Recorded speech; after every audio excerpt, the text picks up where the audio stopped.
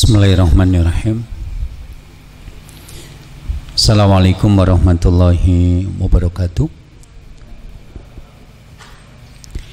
Alhamdulillahirabbil alamin wassalatu wassalamu ala asyrofil wal mursalin wa ala alihi wa sahbihi ajmain amma ba'du. Usikum wa nafsi bi taqwallahi faqad fazal mu'minunal muttaqun as-sadiqun. Jamaah yang dimuliakan Allah, alhamdulillah kita panjatkan puji syukur pada pertemuan kali ini kita masih bisa mengadakan kajian ini meskipun di banyak tempat sekarang juga kena lockdown lagi. Alhamdulillah, mudah-mudahan apa yang kita jalani menjadi tambahan amal soleh kita insyaallah subhanahu wa ta'ala, amin. Jamaah yang dimuliakan Allah, kita akan melanjutkan pembahasan kita tentang peran pria di dalam keluarga pada pembahasan tentang visi dan misi pernikahan. Kemarin saya sudah menyampaikan tentang peran pria dalam keluarga. Satu, membangun integritas, yaitu menjadi laki-laki yang qawwam. Karena meskipun kadang-kadang hanya berisi dua orang, yaitu laki-laki sebagai suami dan perempuan sebagai istri, keluarga adalah sebuah organisasi yang perlu dimanage dengan baik dan akan ada pertanggungjawaban di hadapan Allah. Nah, kalau sudah menyangkut manajemen berarti ini menyangkut tentang keputusan-keputusan yang diambil untuk mengatur organisasi itu. Karena itu secara umum sebuah organisasi akan menjadi baik kalau manajernya atau pemimpinnya baik. Nah, dalam bahasa Al-Quran ini disebut laki-laki yang qawwam, yang bisa mengatur keluarganya dengan baik. Kemarin kita sudah sampaikan integritas laki-laki dalam keluarga. Satu adalah mendidik keluarga, dan yang kedua adalah memberikan nafkah yang halal. Yang kedua kemarin adalah menjadi matahari poros dari pusat tata surya. Jadi dalam rumah tangga nanti baik dan tidaknya itu akan tergantung pada sosok prianya atau pemimpinnya atau kepala rumah tangganya. Sebagaimana alam ini akan sangat tergantung kepada matahari karena adanya hujan, adanya angin yang bertiup, adanya air, adanya fotosintesa sehingga muncul oksigen sampai nanti terjadi pembuahan sehingga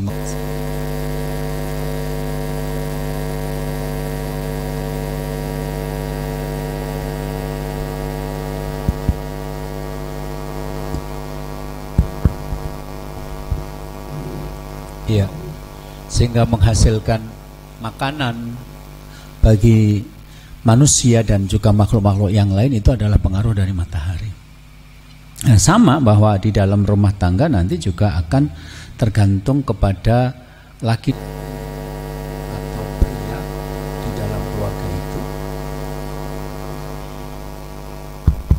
Yang kemarin kita ibaratkan sebagai matahari mengambil dari firman Allah di dalam surat Yusuf ayat yang keempat, di mana Yusuf bermimpi ada 11 bintang, bulan dan matahari sujud kepadanya, dan para mufasir mengatakan matahari di sini adalah ayah. Kemudian yang berikutnya, peran pria di dalam keluarga adalah memaksimalkan setiap pertemuan. Maksudnya begini, kalau kita melihat kepada historinya atau sejarahnya, laki-laki itu tidak ada hubungan dengan anak. Beda dengan ibu, di mana anak itu pernah berada di dalam rahimnya selama 9 bulan kurang lebih, dan itu akan menimbulkan hubungan batin yang kuat antara ibu dengan anak. Setelah itu nanti secara syariat ibu menyusui anak selama 2 tahun, dan itu membuat anak juga dekat sama ibu, bahkan melakukan kontak mata sehingga batin mereka kuat selama 2 tahun. Kemudian ibu adalah sosok yang dekat dengan anak karena fitrahnya perempuan itu di rumah, ya, sehingga anak terbiasa berhubungan dengan ibu. Sehingga nanti ibu itu kalau sudah dekat anak itu hanya dengan tatapan mata, anak sudah paham, nggak usah banyak bicara, ibu langsung masak atau bikinkan kesukaan anak, anak sudah paham bahwa itu ibunya sedang menunjukkan kasih sayangnya kepadanya. Berbeda dengan laki-laki yang memang secara histori atau sejarah itu nggak ada saat-saat kedekatan.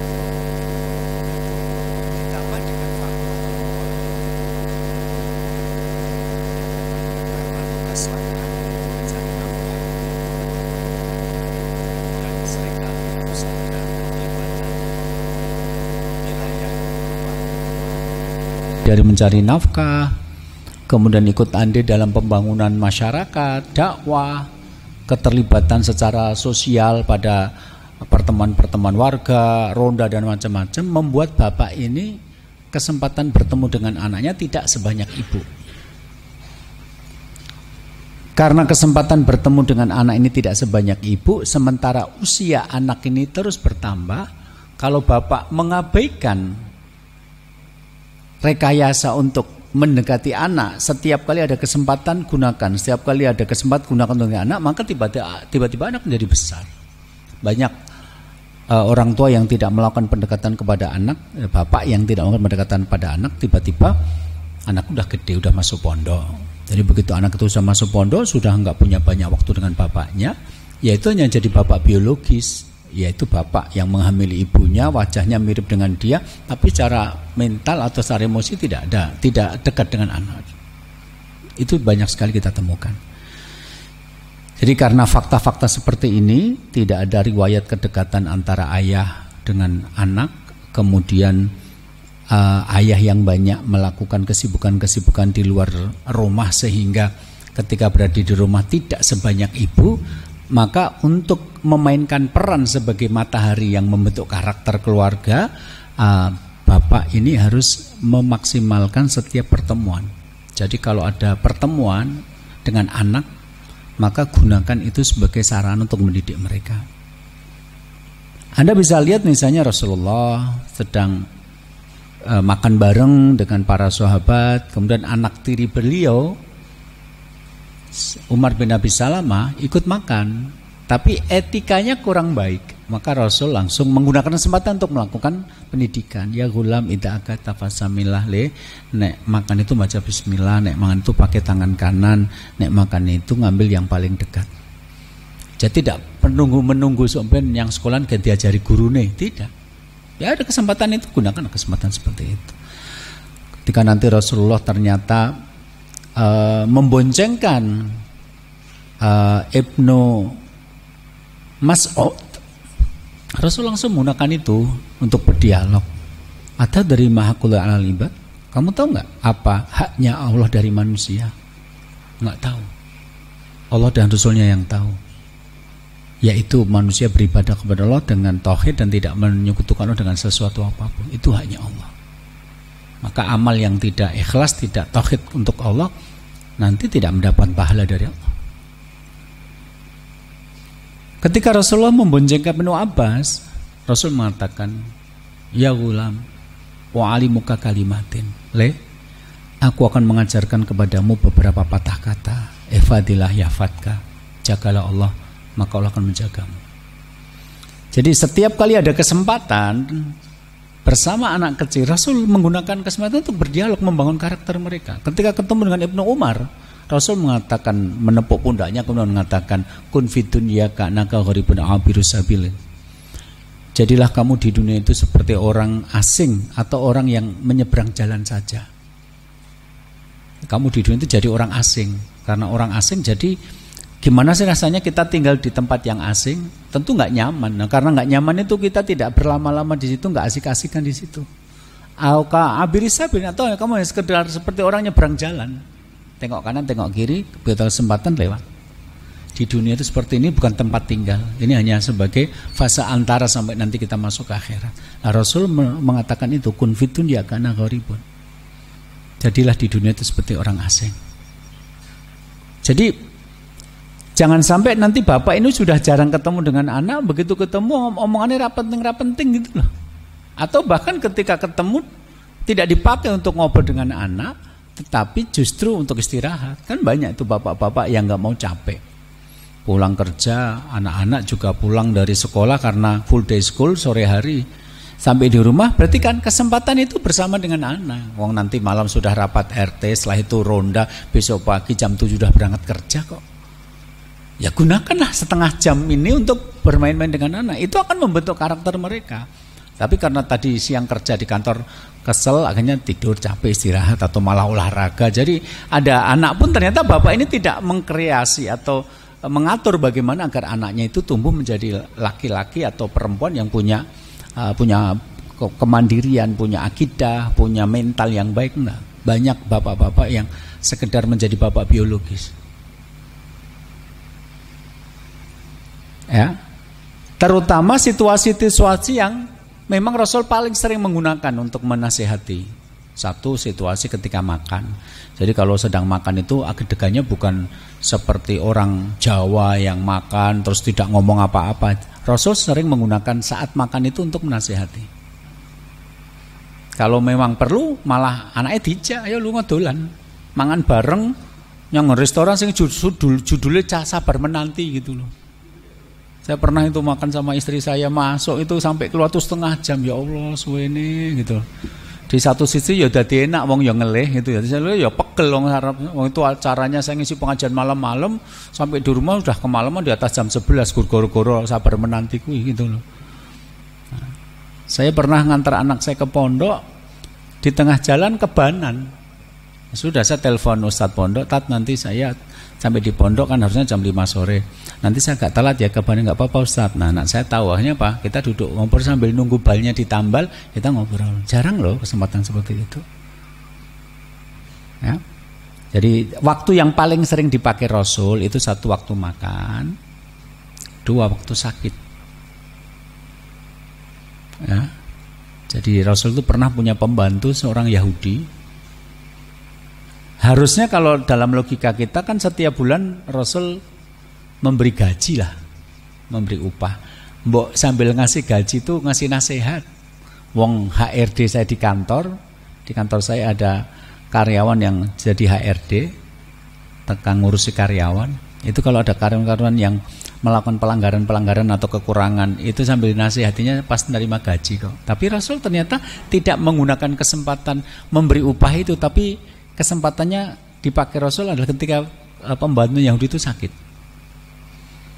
Rasul datang menjenguk, kemudian mengatakan kepadanya, Aslim, kamu masuk Islam, taslam, kamu akan selamat. Pemuda ini kemudian menengok bapaknya yang ada di situ, kemudian bapaknya mengatakan, Ati Abul Qasim, taatilah bapaknya si Qasim. Jadi Rasul punya anak laki-laki, salah satunya bernama Qasim, maka kadang-kadang dalam riwayat disebut Abul Qasim, bapaknya si Qasim. Dia masuk Islam. Begitu dia masuk Islam, Rasulullah mengatakan, Alhamdulillah diangqadahu minan nar. Segala puji bagi Allah telah menyelamatkan dia dari api neraka. Kemudian Rasulullah keluar. Jadi menunjukkan bahwa mengunjungi orang sakit itu termasuk sunnah Nabi. Tapi yang menarik, Nabi mempergunakan kesempatan berkunjung itu untuk menasihati dia agar masuk Islam. Padahal Nabi punya waktu-waktu yang lain, kemarin waktu jadi karyawannya pas sehat.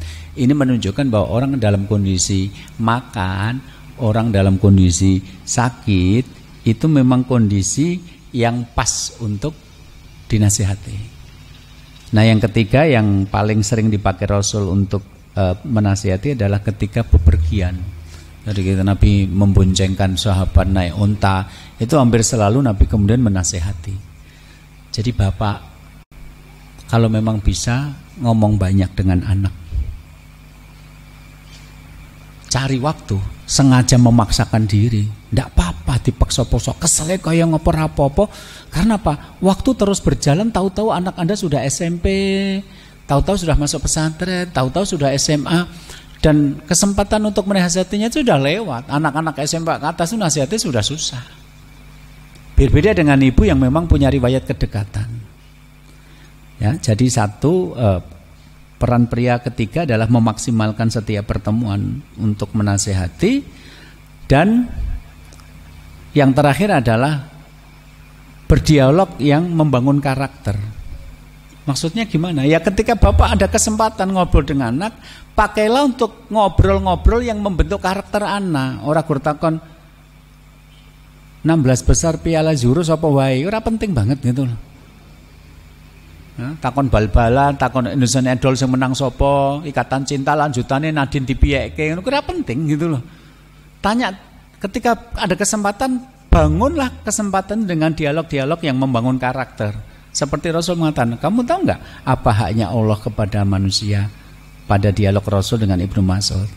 Nanti pada dialognya Rasul dengan Ibnu Abbas, jagalah Allah, maka Allah akan menjagamu dalam hidupmu nanti. Ketika ketemu sama Ibnu Umar, Rasul mengatakan jadilah dunia itu seperti orang asing atau penyeberang jalan.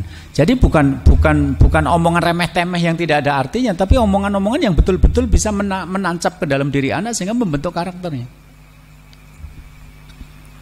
Coba, ada satu buku yang ditulis sebagai disertasi doktoral, judulnya adalah Hiwarul Aba Mal Abna fil Qur'anil Karimi wa Tadbiqatu At-Tarbawiyah.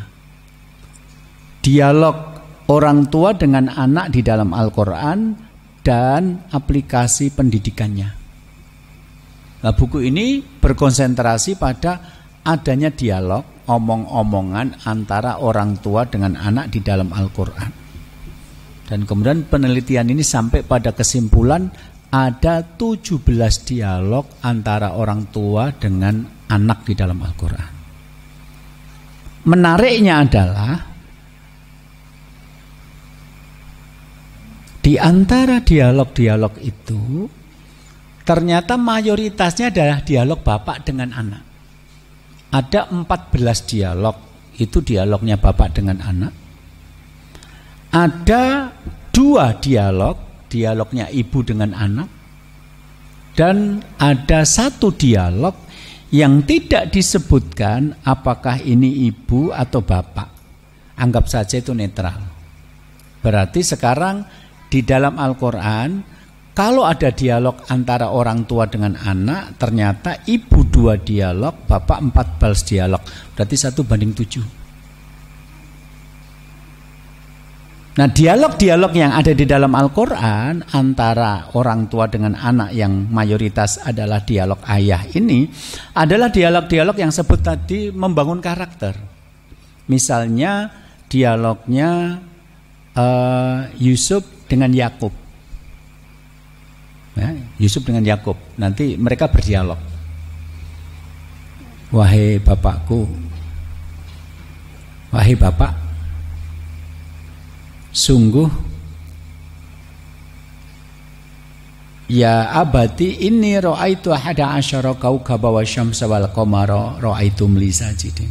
Wahai bapak, aku melihat di dalam mimpiku ada 11 bintang, matahari dan bulan sujud kepadaku. Terus nanti Yakub menjawab, jangan kau ceritakan mimpi ini pada saudara-saudaramu. Jadi Yakub sebagai seorang nabi ngerti takwil mimpi, dan ilmu tentang takwil mimpi itu ada di dalam Islam. Ya, kemarin ada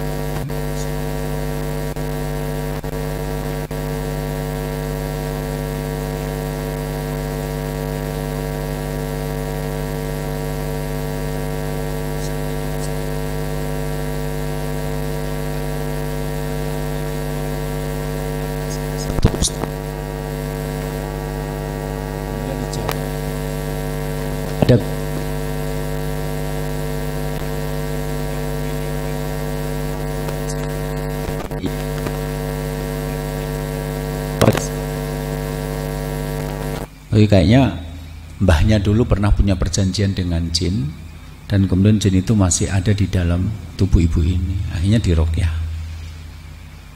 Jadi takwil mimpi itu ada. Maka begitu diceritain oleh Yusuf, aku mimpi ada 11 bintang, matahari dan bulan sujud kepadaku. Yakub yang ngerti takwil mimpi mengatakan, jangan kamu ceritakan ini kepada saudara-saudaramu. Jadi ini dialog antara bapak dengan anak, arahannya adalah untuk menjadi orang yang bisa menjaga rahasia. Jangan semua yang kamu ketahui kamu sampaikan kepada orang. Jaga rahasia ini, karena kalau kamu ceritakan tidak semua orang itu senang. Oke. Nanti ada dialog Ibrahim dengan Ismail. Sebentar lagi dialognya Ibrahim dengan Ismail itu akan Anda sering dengar menjelang Idul Kurban. Ini arafil manam an adbahak. Sungguh aku bermimpi menyembelih kamu. Pama dataro, dan apa sekarang yang menjadi pendapatmu? Ini dialog bapak dengan anak. Kalau tadi Yakub dengan Yusuf tentang bagaimana menjaga rahasia agar tidak cerita kepada saudara-saudaranya, ini dialognya Ibrahim yang menguji keimanan Ismail. Aku kok bermimpi menyembelih kamu, bagaimana pendapatmu? Nanti ada dialognya Luqman Hakim dengan putranya. Ya bunayya la tusyrik billah, inna syirka la dzulmun adzim. Beribadahlah kepada Allah dan janganlah kamu melakukan kemusyrikan, karena syirik itu adalah dosa besar.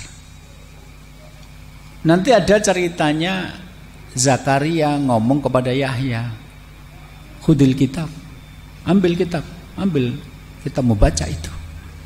Nanti ada dialognya Su'aib dengan putri-putrinya. Jadi kita menemukan bahwa mayoritas kalau ada orang tua ngomong dengan anak itu ternyata adalah bapak. Jadi kalau Anda kembali kepada konsep Al-Quran, berarti bapak-bapak itu memang dipaksa untuk ngomong dengan anak. Ibu gak usah ngomong sudah dekat dengan anak. Saya bilang tadi sudah mengandungnya 9 bulan, menyusuinya 2 tahun, di rumah sering ketemu. Bapak ini kan jarang, mau bapak itu aktifnya di luar rumah. Jadi kalau nanti bapak pulang ke rumah dan menemukan putra atau putrinya, ajaklah ngomong. Saya pernah nulis ini di majalah Risalah. Jangan jadi bapak yang bisu. Di bapak-bapak itu banyak yang merasa kalau dia sudah memberikan kerja keras, dapat uang banyak, anak minta sepeda motor dibelikan, anak minta baju dibelikan, anak minta jalan-jalan dituruti, anak minta mobil dibelikan, itu merasa sudah jadi bapak. Tidak. Rasul mengatakan dalam hadis riwayat Imam Ahmad, mana hala walidun waladan afdhola min ahada bin hasanin. Tidak ada pemberian bapak kepada anak yang lebih utama dari mendidiknya dengan baik.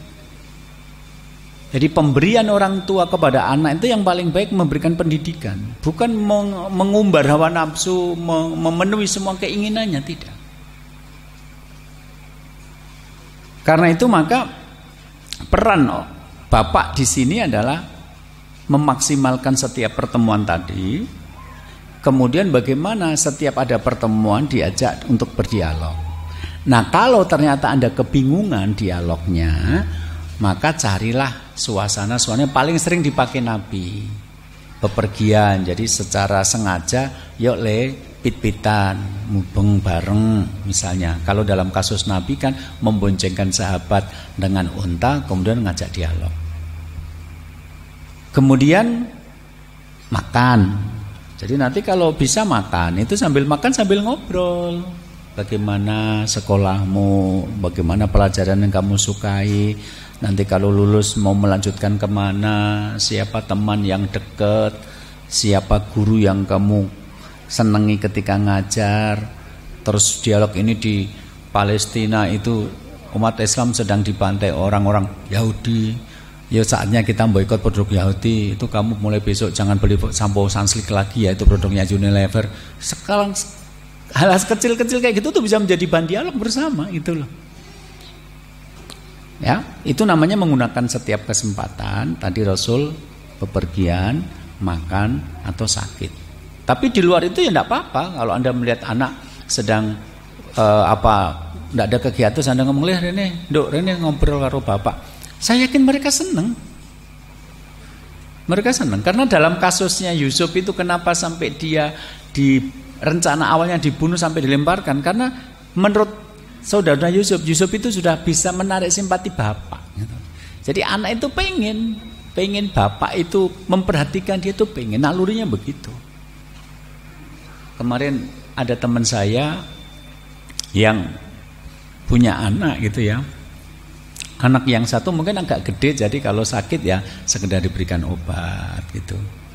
Tapi begitu yang kecil sakit karena masih kecil, teman kita ini berpikir ya masih kecil, akhirnya bukan cuma beri obat, tapi diberikan buah apel. Terus kalau ditanya kamu makan apel, mau dikupaskan gitu. Melihat itu, yang gede itu ngomong sama uminya, Mi, gimana caranya agar aku sakit? Loh, kenapa kamu pengen sakit? Karena Abi itu kalau sakit adik dibegitukan, dikupaskan apel gitu loh. Kalau aku enggak, aku pengen dibegitukan. Jadi intinya bahwa sebenarnya kalau bapak memberi perhatian kepada anak itu pinter bang, anak seneng banget. Anda punya anak perempuan misalnya di pondok pesantren, terus waktu pulang ke rumah liburan ada yang jenguk wis toh, meskipun cuma pakai sepeda motor jelek, itu senengnya dijemput bapak. Daripada mobil tapi nitip tetangga. Pak, nanti sekalian ya kalau jemput anak di pondok, anak saya juga sekalian nunut. Naiknya mobil, tapi beda kalau bapaknya sendiri yang jemput. Kalau nggak percaya tanya sama anak-anak Anda. Jadi kalau untuk bapak, kalau nanti Anda mengeluh kenapa saya dengan anak saya nggak dekat, ya karena kedekatan anak dan bapak itu harus direkayasa, harus diadakan. Dan ditambah dengan fakta bahwa di antara 17 dialog orang tua dengan anak di dalam Al-Quran itu 14-nya dialog bapak dengan anak. Bapak dengan ibu ngomong dengan anak di dalam Al-Quran itu bandingannya 1:7. Jadi kalau Anda mempelajari Al-Quran, harusnya mulai sekarang bapak-bapak jangan menjadi orang yang diam di rumah. Jangan merasa cukup dengan memberikan fasilitas dan materi. Gitu. Nah, ketika kita sudah memahami ini, maka ternyata pengawasan orang tua terhadap anak agar mereka tumbuh menjadi orang-orang yang baik, itu tanggung jawabnya sampai menjelang maut. Dalilnya apa? Dalilnya adalah surat Al-Baqarah ayat 133. Am kuntum syuhada, apakah kalian hadir sebagai saksi? Jelas enggak. Jelas enggak, wong peristiwanya adalah kematiannya Nabi Yakub alaihissalam. Jangankan kok kita, Nabi kita yang Islamnya kita ikuti yaitu Nabi Muhammad SAW saja belum lahir ke waktu itu. Tapi Allah bertanya, am kuntum syuhada, apakah kalian hadir sebagai saksi? Itu menunjukkan bahwa ini peristiwa yang sangat penting, sampai ketidakhadiran kita dipertanyakan. Apa kamu tidak hadir menjadi saksi ketika itu? Kalau enggak, tak kasih tahu ya, gitu loh. Banyak nabi-nabi yang lain yang meninggal dunia, kenapa ini ditanyakan Allah dalam Al-Quran? Apakah kalian hadir sebagai saksi? Idh hadara Yaqubal mautu, ketika Yakub merasa kedatangan tanda-tanda kematian. Jadi tanda-tanda kematian itu datang, Yakub merasa sebentar lagi usianya tidak lama. Idqala libanihi, yaitu ketika dia berkata kepada putra-putranya. Jadi putranya dikumpulkan, merasa sebentar lagi ajal akan datang, waktu tidak lama, akhirnya anak-anak dikumpulkan. Ketika sudah kumpul semua, maka Yakub berkata, ma ta'buduna min ba'di, apa yang kalian sembah setelah aku nanti mati? Siapa yang kalian akan sembah? Kepada siapa kalian akan mengabdi setelah nanti aku mati?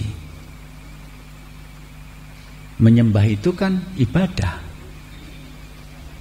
Ibadah itu kan abid. Orang yang beribadah namanya abid. Abdun. Abdun itu udah di bahasa Indonesia abdi. Jadi beribadah itu berarti mengabdi. Mata butuh nami ba'di, siapa yang kamu ibadahi setelah aku mati? Mungkin banyak cuma sholat, puasa, zakat, haji. Tapi kalau kepada siapa kamu mengabdi, berarti seluruh hidupmu untuk dia. Siapa yang dia dalam tanda petik yang akan kamu berikan pengabdian itu? Inna sholati wa nusuki wa mahyaya wa mamati lillahi rabbil alamin. Sesungguhnya hidupku, ibadahku, sholatku, matiku semuanya untuk Allah. Jadi nanti terjemahan itu juga akan mempengaruhi pemahaman loh. Meskipun ke bahasa Arabnya sama. Mata butuh nami ba'di. Kalau saya terjemahkan, kepada siapa kalian beribadah setelah aku mati? Bayangannya ya yang penting anaknya cek sholat, cek poso, cek zakat, cek neng haji. Tapi kalau saya terjemahkan, kepada siapa kalian mengabdi ketika nanti aku udah mati? Pemahamannya jadi beda.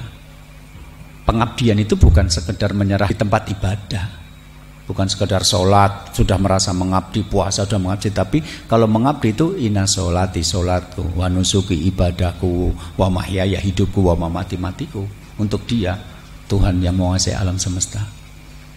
Jadi sebelum mati itu Yakub bertanya kepada putra-putranya, kepada siapa kalian mengabdi nanti? Qalu na'budu ilahaka wa ilaha abaika Ibrahim wa Ismail wa Ishak ilah wahida wa nahnu lahu muslimun. Kami akan mengabdi kepada Tuhanmu yang satu, Tuhan bapak-bapakmu Ibrahim, Ismail dan Ishak, dan kepadanya kami akan menyerahkan diri. Allah Subhanahu wa taala. Jadi Anda bisa bayangkan, ini Nabi Yakub merasa usianya mendekati kematian, waktunya tidak lama, kemudian beliau menggunakan kesempatan itu untuk mengumpulkan putra-putranya, dan ketika sudah kumpul semua, beliau bertanya, aku nanti akan mati, kalian akan mengabdi kepada siapa kalau aku sudah mati? Kami akan mengabdi kepada Tuhanmu, Tuhan bapak-bapakmu. Karena Yakub itu anaknya Ishak, ya. Ishak itu anaknya Ibrahim. Ibrahim punya anak yang lain, Ismail. Kami akan mengabdi kepadanya, Tuhan yang satu itu Allah Subhanahu wa taala. Nah, ini peristiwa yang kita nggak hadir. Nabi Muhammad, Nabi kita juga nggak hadir. Tapi Allah bertanya di dalam Al-Quran, Al-Kuntum syuhada, apakah kalian hadir pada waktu itu? Tidak ya Allah. Berarti kalian tak beritahu ya kejadiannya seperti ini. Berarti ini satu peristiwa yang sangat penting sehingga perlu diceritakan kepada kita kejadiannya. Karena nabi-nabi yang lain juga meninggal, mungkin juga memberikan wasiat, tapi kita nggak bisa melacak karena tidak diberitahukan. Ini menunjukkan bahwa bapak itu sebelum mati memastikan anaknya tetap beribadah kepada Allah. Tugas mendidiknya itu bukan selesai anakku wis nikah berarti itu urusanku, bukan.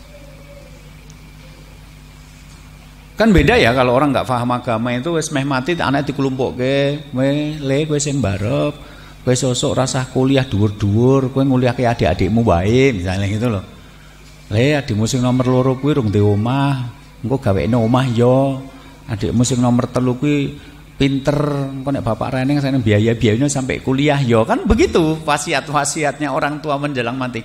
Tapi kalau versi Islam wasiatnya adalah memastikan anaknya jadi anak soleh yang beribadah kepada Allah. Ini tugasnya bapak. Karena dalam adegan ini bapak yang ngomong gitu loh. Maka kalau saya simpulkan dari tema kita, peran pria dalam keluarga, maknanya apa? Mulai pertemuan minggu depan, bukan minggu depan ya. Minggu depan sudah, bulan depan ada Kamis kelima gitu ya. Pertemuan berikutnya dari pertemuan ini nanti kita akan membahas kelengkapannya. Jadi peran wanita dalam keluarga. Nanti setelah ini kita bahas peran pria dulu. Nanti ibu-ibu tinggal WA sama bapak rungo no. Tapi pertemuan berikutnya kita balas juga Pak gitu loh. Nah, barku ibu-ibu ra teko, salahmu kan gitu ya. Jadi kalau kita maunya bahasnya itu urut gitu.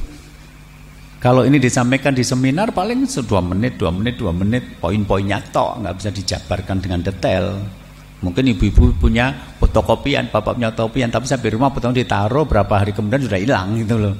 Nah, maka saya lebih prefer, saya lebih menyukai kalau kajian-kajian sifatnya rutin karena kita lebih leluasa mendalami sesuatu sampai detail. Nah, kita menuntaskan pembahasan tentang tugas pria atau peran pria di dalam keluarga. 1, dia menjadi matahari, dia menjadi poros bagi baik dan buruknya sebuah keluarga. Sinar matahari itu akan membuat udara berhembus. Ya, ada perbedaan tekanan udara, ada panas dan dingin, kemudian udara akan beredar mengikuti itu. Nanti ada cahaya sehingga tumbuhan yang punya hijau daun, klorofil, kemudian berfotosintesa mengeluarkan oksigen yang kita hirup sebagai udara ini. Terus kemudian nanti ada air yang mengalir sehingga dengan air itu tumbuhlah manusia dan binatang serta makhluk-makhluk yang lain, tumbuh-tumbuhan. Akhirnya makanan muncul, kita makan. Jadi matahari betul-betul berperan penting dalam sinilah. Ternyata di dalam Al-Quran ayah itu diibaratkan seperti matahari, punya visi ke depan, punya keterampilan untuk mengelola rumah tangganya dengan baik agar besok masuk surga. Berperanlah sebagai matahari. Yang kedua adalah bagaimana seorang pria itu punya integritas, punya kemampuan ya sebagai pemimpin. Nah, integritas laki-laki dalam rumah tangga itu kemarin saya sebutkan dua. Satu adalah mendidik keluarga, wujudnya adalah memberi perintah dan larangan, dan yang kedua adalah memberikan nafkah yang halal.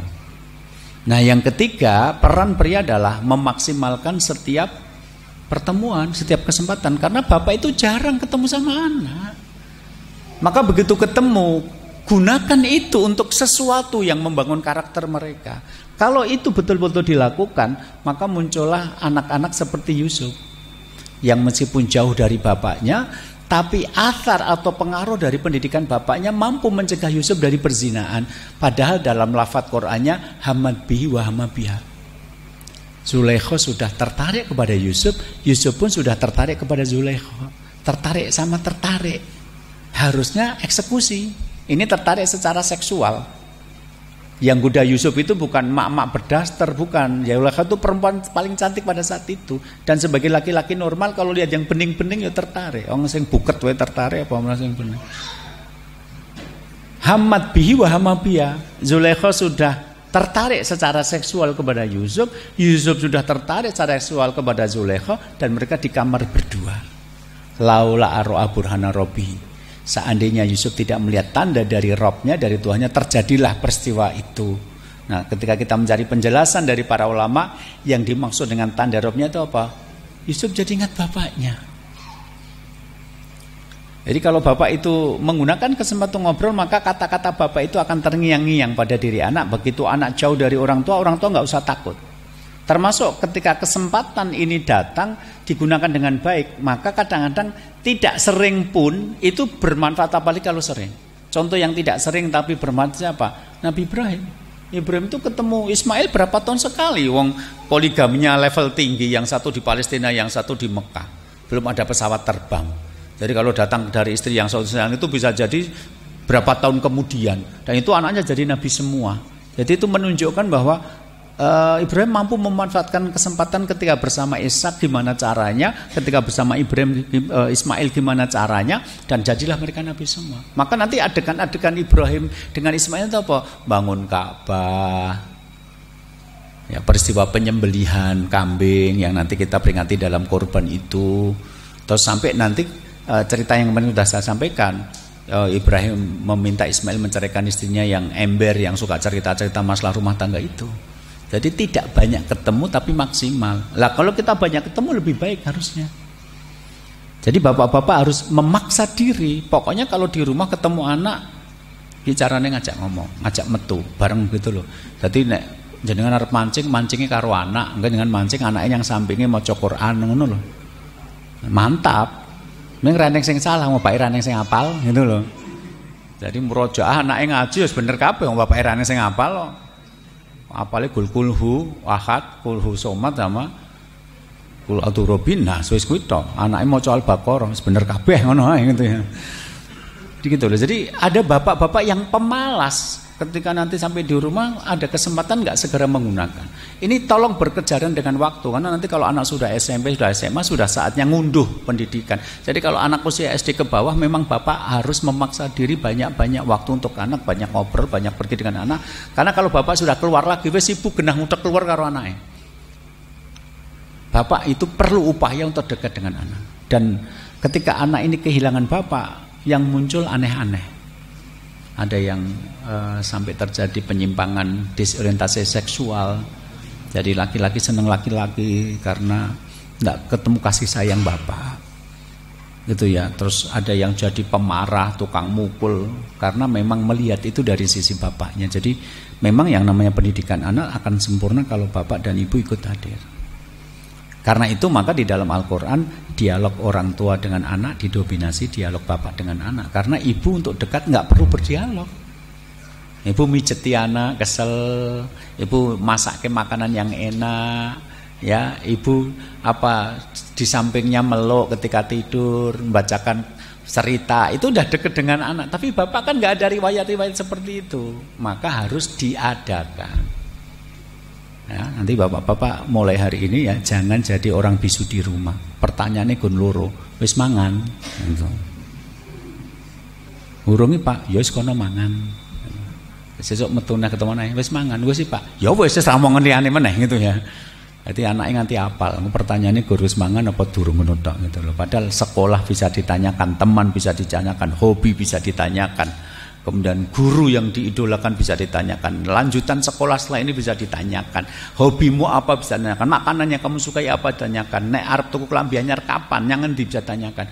Tapi karena bapak-bapak kurang referensi, nek carane saiki ngomongi dolane kurang adoh gitu ya. Nanti rumangsane nek wis ngeki duit wis cukup gitu loh. Iya, kamu kasih uang anakmu tapi dia tidak dekat dengan kamu gitu. Terus kemudian yang terakhir adalah ketika tanggung jawab peran laki-laki dalam keluarga memastikan keluarganya akan masuk surga ini adalah dilakukan sampai menjelang kematian. Aku akan mati dan kamu nanti akan mengabdi kepada siapa. Ini poin yang diabadikan di dalam Al-Quran ketika Nabi Yakub menjelang kematiannya dan mengumpulkan putra-putranya kemudian memberikan nasihat seperti ini. Ini memberikan contoh bagi kita bahwa persoalan memastikan anggota keluarga kita bisa masuk surga bareng itu persoalan yang sangat besar. Sampai sebelum mati pun kita pastikan anak-anak kita masih punya visi yang sama. Oke. Itu untuk materi kita, bagaimana peran pria di dalam keluarga. Insya Allah mulai pertemuan yang akan datang kita membahas tentang peran wanita di dalam keluarga. Apa yang harus dilakukan perempuan di dalam keluarga. Jadi kita atau saya lah minimal memang mengacu kepada firman Allah, walaisa dzakaru kal untha, dan laki-laki tidak sama dengan perempuan. Yang mengatakan laki-laki tidak sama pertama adalah Allah sendiri dalam ayat itu. Jelas tegas mengatakan begitu. Siapa Allah yang menciptakan? Lah yang menciptakan saja mengatakan ini beda kok. Manusia mengatakan laki perempuan sama saja. Dari mana? Dari Hongkong. Gitu. Terus yang kedua hadis Nabi. Kulukum ra'in wa kulukum mas'an ra'yati. Setiap kamu pemimpin dan setiap pemimpin akan dimintai pertanggungjawabannya. Tapi ketika menjelaskan lanjutannya Nabi mengatakan warajulu ra'in ala ahli baitihi. Laki-laki itu bertanggung jawab atas keluarganya. Wal mar'atu ra'yatun ala baiti ba'li wa waladihi. Sedangkan perempuan bertanggung jawab atas rumah dan anak-anak suaminya. Jadi ketika masalah tanggung jawab sama, tapi ketika bentuk tanggung jawabnya ternyata berbeda. Jadi orang yang mengatakan laki perempuan sama saja, memang orang hafal ayat, hafal hadis. Jadi orang Islam yang tidak pengajian tuh mudah dibolak-balikkan logikanya karena tidak punya pegangan. Tapi bagi yang belajar ya mudah. Oh, semua agama sama baiknya, nggak ada agama yang mengajarkan kejelekan. Benarkah begitu? Enggak. Innalladzina kafaru min ahlil kitabi wal musyrikina ulaika hum syarrul bariyah. Sesungguhnya orang-orang kafir, apakah dia orang musyrik atau ahli kitab, mereka lah seburuk-buruk makhluk. Berarti Anda buruk juga dong kalau dianggap semua agama sama. Terus nanti Allah mengatakan bahwa Allah itu satu. Terus ada orang yang ajarannya mengatakan Allah punya anak. Bagi Anda enggak buruk, bagi Allah itu buruk berkali. Enggak punya anak kok dianggap punya anak misalnya. Ini bukan untuk memancing kerusuhan, kita ngomongnya di masjid bukan di tempat terbuka kok. Tapi kalimat semua agama sama itu terlalu gegabah. Karena banyak ayat yang menolak kalimat itu. Inna dina indul Islam ada. Wa may yabtaghi ghairal islami dinan falyuqbal minhu wa huwa fil akhirati minal khasirin. Barang siapa yang mencari agama selain Islam, maka dia akan ditolak Allah dan termasuk orang yang merugi di akhirat nanti. Sesungguhnya orang-orang yang paling buruk adalah orang kafir. Itu ayatnya banyak. Wah ini Ustadz memecah persatuan. Wah lah itu orang Islam serak gelem dikandani ayat Quran. Masa apa cake Quran tuh koran kok. Masa orang Islam dibacake Quran malah risi. Loh kamu lah lama-lama muncul orang Islam tapi Quran perlu ditafsirkan sesuai perkembangan zaman. Lah salah kowe hafal Quran ora, asbabul nuzul ra ngerti, bahasa Arab ra mudeng kok ngusulke kaya ngono ya wis. Ngedekno agamanya agama anyar wae nabine kowe nek ngono carane. Enggak begitu cara kita menjalankan Islam. Gitu. Maka nanti kenapa kok harus ada peran laki-laki dan peran perempuan? Karena memang perannya berbeda. Justru karena berbeda itu jadi indah, jadi mudah. Bayangkan kalau hidup ini berbagi lebih mudah. Ibu-ibu ya hamil, terus koncone ngomong, "Bu, ayo takjak nyang Gramedia." Lah ngopo? Tuku buku tentang nama-nama indah anak Anda. Kan kowe aku meh nglairke to. Anakmu ku jenenge sapa, Bu? Lah yo golek buku referensi. Engko naik tangga, turun tangga, kekeselen malah keguguran ra sida di anak gitu lah. Ibu yang paham, aku hamil, aku nyang omah wae yo. Lah engko piye anakmu kae jeneng sapa? Kuwi tugase bapake. Lah bapakmu ketok ora patek pinter. Bapakku nya ra patek pinter kok. Ning ustate lak pinter. Engko paling bapakku nek bingung ya WA Ustaz Tat, saya punya anak, tolong minta dikasih nama. Rampung, rasa keluar buku, namanya 10.000 nama indah, kayak anaknya gur siji. Sing ketinggalan piro 1999. Yo, mbok wis dadi urip sederhana wae nyang omah wis gayane bapake. Nek bapake mumpung ngeki jeneng paling WA Ustaz, insyaallah Ustaz ya luwih ngerti jeneng yang bagus untuk anak. Rampung. Bu, yuk melu nonton pameran perumahan, Bu. Golek-golek sapa tahu yang perumahan sing cocok. Aku kesel aku nyang omah wae. Kan urusane bapake. Bapake sing tugas goleke omah. Dan tadi siang saya ngisi di kantor, materinya sampai pada pembahasan tentang akhlak kepada tetangga.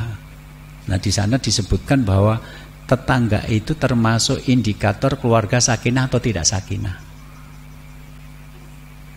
Iya, ketoke sepele ning ternyata begitu.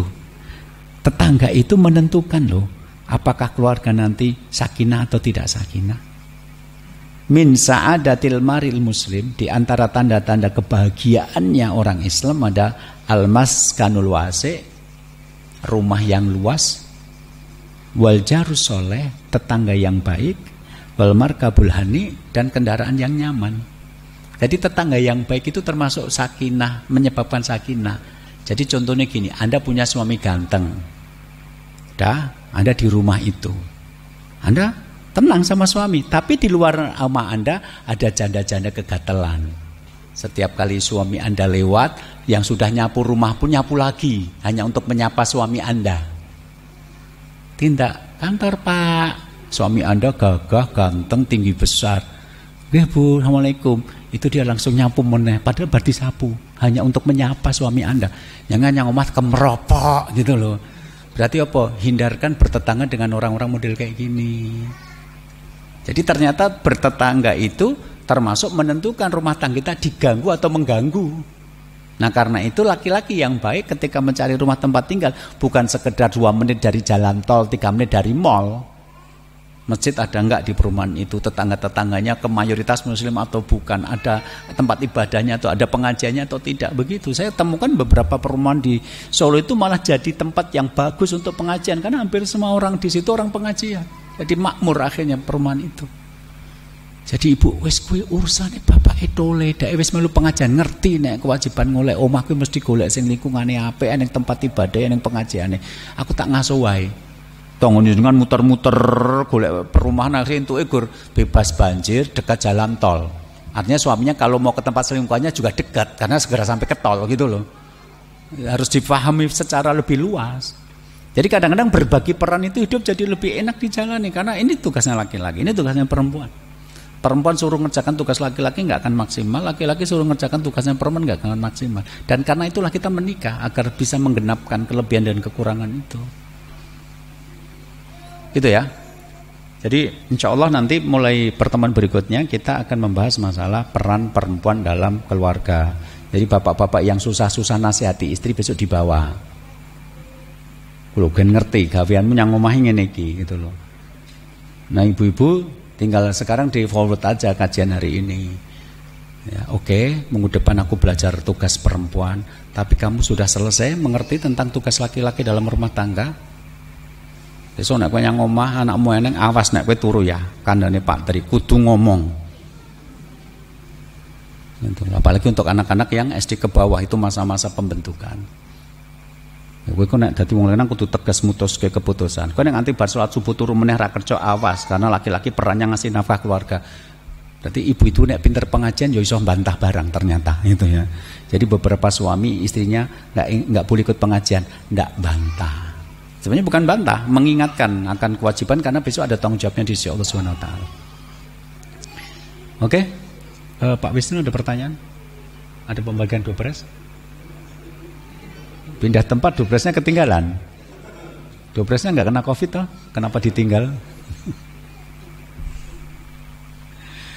Oke, itu ya materi kita pada kesempatan hari ini. Mudah-mudahan bisa difahami. Insya Allah nanti akan kita lanjuti dan mudah-mudahan kita istiqomah di dalam melazimi kajian ini. Saya minta maaf kalau ada yang kurang berkenan. Saya kembalikan kepada pembawa acara. Assalamualaikum warahmatullahi wabarakatuh.